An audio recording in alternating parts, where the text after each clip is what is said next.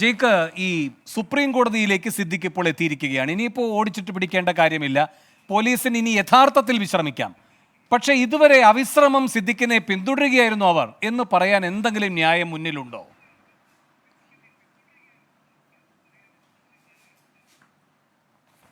ഇപ്പോൾ Hema committee report പുറത്തു വന്നതിന് ശേഷമുണ്ടായ സംഭവവികാസങ്ങൾ രാജ്യത്തെ തന്നെ സിനിമാ മേഖലയിൽ അസാധാരണമായ ചില കോളുകളൊക്കെ ഇതിനോടകം സൃഷ്ടിച്ചു കഴിഞ്ഞിട്ടുണ്ട്.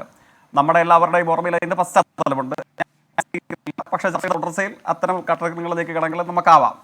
പക്ഷേ ഇപ്പോൾ ഇന്ന് ഈ കാര്യങ്ങളതൊക്കെ കേരളത്തിലെ സർക്കാരിനാൽ നയിക്കപ്പെടുന്ന പോലീസും നിയമ സംവിധാനങ്ങളും ഒക്കെ സ്വീകരിച്ചിട്ടുള്ള ശക്തമായ നടപടിക്രമങ്ങളുടെ ഭാഗമായിട്ടാണ് ഇപ്പോൾ നമ്മൾ ചർച്ച ചെയ്തിട്ടുള്ള ആരോപണ വിധേയനായി ചലച്ചിത്ര താരത്തിന് എല്ലാ അർത്ഥത്തിലും അദ്ദേഹത്തിൻ്റെ ജാമ്യത്തിനുള്ള അർഹത കോടതി റദ്ദ് ചെയ്യുകയും അദ്ദേഹം നിയമത്തിൻ്റെ വഴിയിൽ കൂടുതൽ കാർക്കശ്യത്തോടുകൂടെ സമീപനത്താൽ സ്വീകരിക്കപ്പെടേണ്ടവരാണ് എന്ന വിധി പുറപ്പെടുവിക്കുകയും ചെയ്തിട്ടുള്ളത്. ഇപ്പോൾ ഉയർന്നു വരുന്ന നരേഷൻ എന്താണ്? ഈ സമയത്ത് അറസ്റ്റ് ചെയ്യാതെ അല്ലെങ്കിൽ ബോധപൂർവമായ ഒരു സഹായം ഈ ആരോപണ വിധേയനായിട്ടുള്ള നടന് മുൻകൂർ ജാമ്യം കോടതി റദ്ദ് ചെയ്യപ്പെട്ട നടന് നൽകി എന്നുള്ളതാണ്. അത്തരമൊരു വിലയിരുത്തലിന് സാധ്യതയുണ്ടോ? ഞാൻ മനസ്സിലാക്കുന്നു ഈ കേസിലെ സർവൈവർ അഥവാ അതിജീവിതയായിട്ടുള്ള പെൺകുട്ടി ഞാൻ ഇങ്ങോട്ടേക്ക് വരുന്ന വഴിയിൽ അല്പനിമിഷങ്ങൾക്ക് മുമ്പ് അവരുടേതായ ഒരു പ്രതികരണം നൽകുമ്പോൾ ഐ ആം ഹാപ്പി അതായിരുന്നു അവരുടെ പ്രതികരണം. അതായത് ഈ കാര്യത്തിൽ സംസ്ഥാന സർക്കാരും മുഖ്യമന്ത്രിയും അതോടൊപ്പം പോലീസും നിയമ സംവിധാനങ്ങളും സ്വീകരിച്ചിട്ടുള്ള നടപടിക്രമങ്ങളിൽ അവർ സന്തുഷ്ടി പ്രകടിപ്പിക്കുന്ന വാചകങ്ങൾ, അതിൻ്റെ വാർത്താ ചിത്രങ്ങളാണ് അല്പനേരത്തിന് മുമ്പ് നമുക്ക് കാണാനായത്. എന്താണ് ഈ കാര്യങ്ങളിൽ നിയമപരമായി കോടതി സമക്ഷവും അല്ല പുറത്തും കേരളത്തിലെ സർക്കാർ നിയമ സംവിധാനങ്ങൾ സ്വീകരിച്ചിട്ടുള്ള രണ്ട് സുപ്രധാനമായ നടപടിക്രമങ്ങൾ എന്താണ്? ഇന്നാണ് കേരളത്തിലെ മാധ്യമങ്ങൾക്ക് ഒരു വിവരം ബ്രേക്ക് ചെയ്ത് കിട്ടുന്നത്. ലുക്കൗട്ട് നോട്ടീസ് പുറപ്പെടുവിച്ചിട്ടുണ്ട് എന്നുള്ളത്. കേരളത്തിൽ ഈ നടന് രക്ഷപ്പെട്ട് വിദേശത്തേക്ക് പോകാതിരിക്കുന്നതിന് വേണ്ടിയിട്ടാണല്ലോ ലുക്കൗട്ട് നോട്ടീസ് പുറപ്പെടുവിച്ചത്. അത് ഇന്ന് പുറപ്പെടുവിച്ച നോട്ടീസാണോ? അങ്ങ് ആ സർവൈവറോട് ചോദിക്കണം.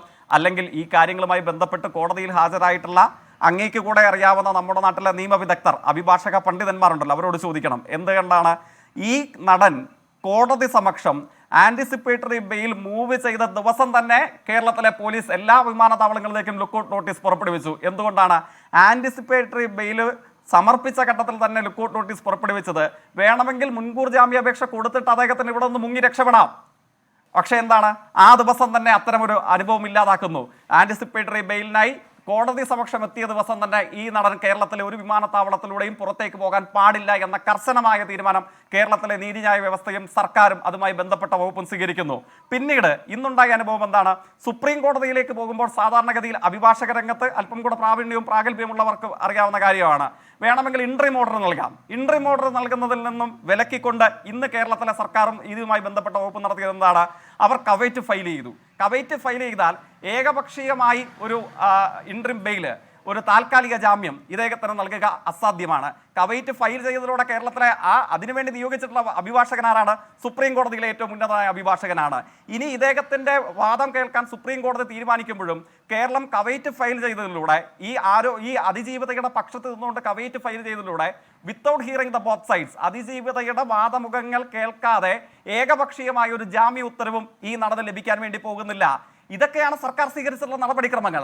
ആ നടപടിക്രമങ്ങളെ സംബന്ധിച്ച് അതിജീവിതയെ ബോധ്യപ്പെടുത്തിയപ്പോഴാണ് അതിജീവിത ആ അനുഭവത്തിൻ്റെ ഈ സ്വീകരിച്ച നടപടിക്രമങ്ങളുടെ ആഴവും പരപ്പും മനസ്സിലാക്കിയപ്പോഴാണ് അവർ പറയുന്നത് ഐ ആം ഹാപ്പി, ഞാൻ സന്തുഷ്ടയാണ് ഇതേവരെയുള്ള സമീപനങ്ങൾ, സർക്കാരിൻ്റെയും നിയമ നടപടിക്രമങ്ങളുടെയും വ്യവഹാരങ്ങളിൽ. ഇനി നമ്മളുടെ മുമ്പിൽ അനുഭവങ്ങളുണ്ടല്ലോ.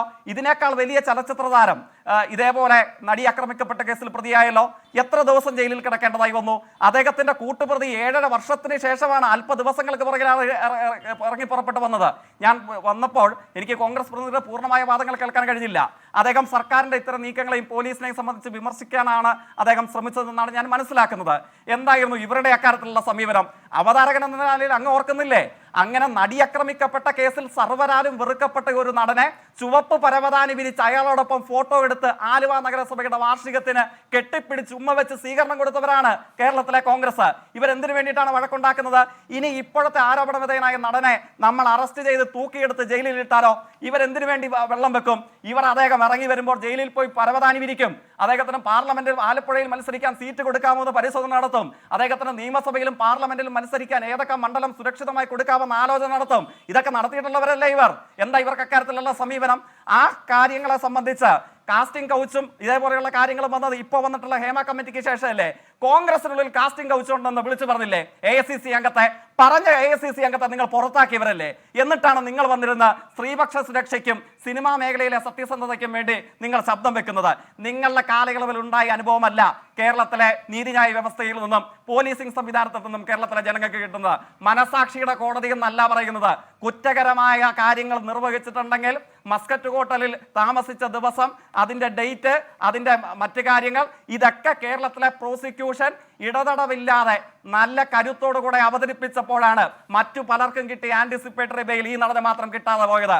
അതുകൊണ്ട് ഇദ്ദേഹത്തിന്റെ ജാമ്യം നീതിയുടെയും വസ്തുതകളുടെയും അടിസ്ഥാനത്തിൽ മുടക്കാൻ കേരളത്തിലെ സർക്കാരിനും പ്രോസിക്യൂഷനും കഴിഞ്ഞിട്ടുണ്ടെങ്കിൽ ഏത് ഗർഭപാത്രത്തിൽ പോയി വിളിച്ചാലും, ഏത് കോൺഗ്രസ് ആഫീസ് അതിനുവേണ്ടി താവളം ഒരുക്കിയാലും അവിടെ നിന്ന് കുറ്റാരോപിതൻ ഈ പറയുന്നത് പോലെ കോടതി ജാമ്യം നിഷേധിച്ചയാൾ അയാൾക്ക് പോലീസിന്റെ കൈവലയത്തിലാകേണ്ടതായി വരും. ഒരു സംശയവും വേണ്ടതില്ല.